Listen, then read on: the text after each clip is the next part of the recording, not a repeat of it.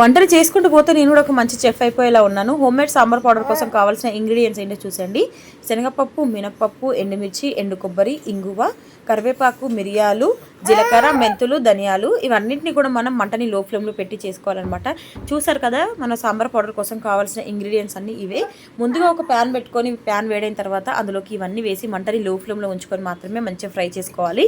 కరివేపాకు క్రిస్పీ అయిన తర్వాత ఇవన్నింటినీ కూడా ఒక ప్లేట్లోకి తీసి చల్లార్చుకొని మిక్సీ జార్లోకి తీసుకొని కొద్దిగా ఉప్పు, ఇంగువ, కావాలంటే పసుపు కూడా వేసి మంచిగా గ్రైండ్ చేసుకోవడమే. టేస్ట్ మాత్రం చాలా బాగుంది. ఎప్పటికప్పుడు ఫ్రెష్గా ఇలా హోమ్మేడ్ సాంబార్ పౌడర్ చేసుకొని పెట్టుకుంటే ఇంకా హ్యాపీగా మనం ఎప్పుడైనా సాంబార్లోకి ఇలా వాడుకోవచ్చు. చాలా బాగుందండి.